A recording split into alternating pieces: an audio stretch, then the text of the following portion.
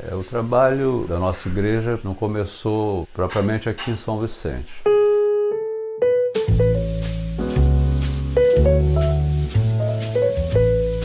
Conta-se que um cidadão empregado no Rio de Janeiro, morador aqui da roça, da localidade de Peleja, ele aceitou Jesus num culto ao ar livre realizado pela Assembleia de Deus de Belfor Roxo.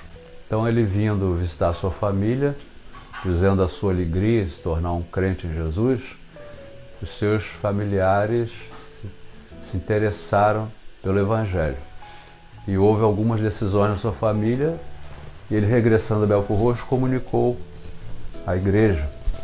E o pastor, presidente da igreja, ele sentiu-se na responsabilidade de dar atenção a essas almas.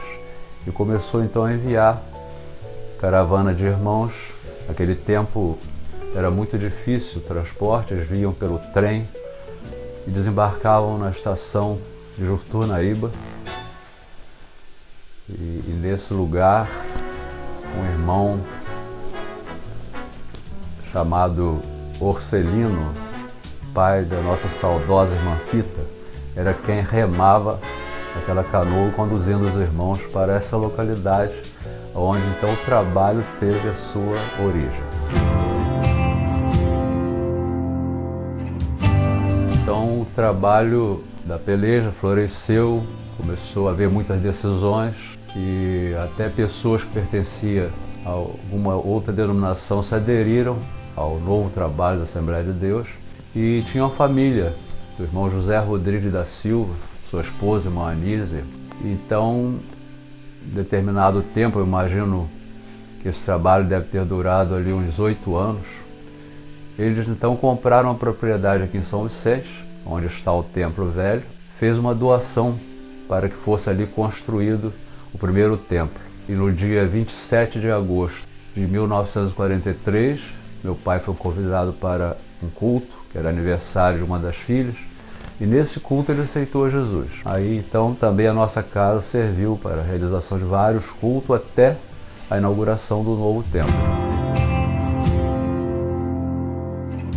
Milagres foram muitos realizados. Pelo menos eu era muito criança, mas conheço a história de uma moça chamada Edir, que foi acometida de uma doença incurável, enfermidade que assolou naquela época aqui muitas famílias, somente na região da Lagoa, morreram muitas pessoas. E essa enfermidade veio justamente parar aqui em São Vicente, nessa moça. Os pais não eram evangélicos, mas sabendo da chegada dessa nova igreja, a irmã Iva, sua mãe, fez um escrito para o saudoso Mão Cristóvão, de quem eu falarei mais tarde, orar por ela, que não havia mais recurso, desenganada a medicina. Então, no final de um culto, Mão Cristóvão convidou alguns irmãos, inclusive meu pai, e ali estava o quarto cheio de pessoas aqui da cidade, aguardando somente o seu falecimento, que estava desenganada. Mão Cristóvão chegando, pediu licença para fazer uma oração de joelho em volta da cama. E fazendo aquela oração, no final, a moça olhou para a mãe e pediu leite. Aí foi uma alegria, com muitas lágrimas, muitas graças a Deus. Então a Assembleia de Deus chegou aqui marcando a cura divina, que é uma das grandes bênçãos de Deus.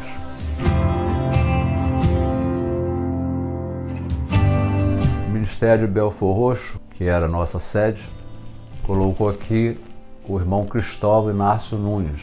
Na realidade ele era presbítero, até naquele tempo se chamava ancião. E na gestão dele, claro que já existia a peleja, que teve de se transferir para Sapucaia, onde hoje tem uma congregação que consideramos a mais antiga por esse motivo. E então o irmão Cleto Oliveira, evangelizando também seus familiares em Palmital, sentiu o dever de atender a família dele e começamos a caminhar para lá.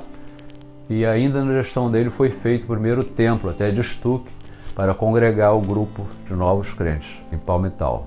E na gestão do Mão Cristóvão foi apenas essas duas congregações. Ele, inclusive, por motivos de saúde, foi transferido por Belfor Roxo para a localidade de Tinguá, em Nova Iguaçu, e veio a falecer em 1956. Em 52, quando Dom Cristóvão foi transferido para Tinguá, o pastor Alcibiades era auxiliar de trabalho. E logo em 53, ele tendo assim um trabalho aprovado, o ministério o consagrou a pastor. No ministério do pastor Alcibiades foi o crescimento do campo, novas frentes de trabalho, começou o trabalho de evangelização mais intenso, sendo realizado várias inaugurações, que durou até o final de 1988. Em 89, 6 de junho de 89, ele partiu para estar com o Senhor. Deus me colocou ao lado do pastor Alcibiades desde que me batizei, com meus 14 anos, fazendo o possível, ajudando na tesouraria, na secretaria, e não jamais poderia eu pensar que seria o seu sucessor, não podia nem passar na mente, até porque relutei para aceitar. Isso aconteceu em novembro de 88, quando eu assumi a igreja.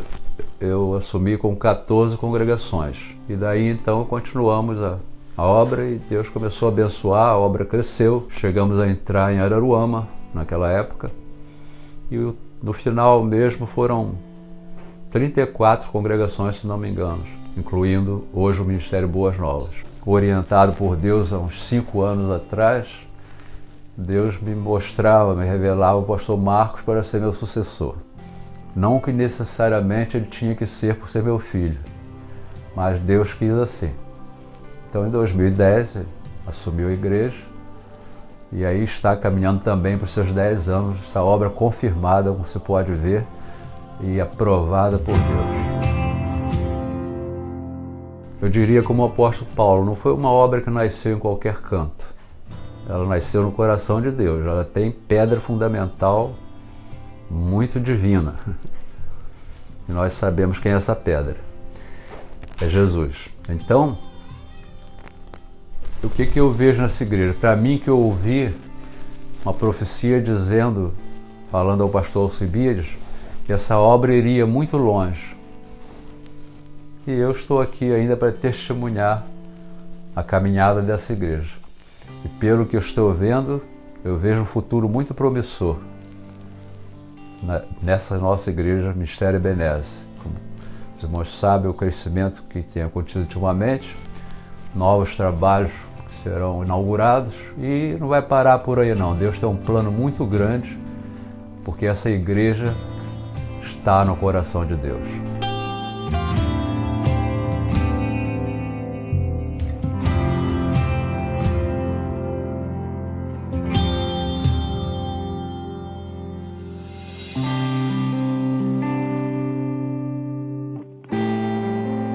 Gostaria de deixar uma palavra de incentivo, né, aos irmãos, principalmente os que vêm chegando mais novos, que se firmem em Cristo Jesus, né, e para a igreja, líderes de departamento, ministério, aquele versículo que está em 1 Coríntios 15:58, muito conhecido.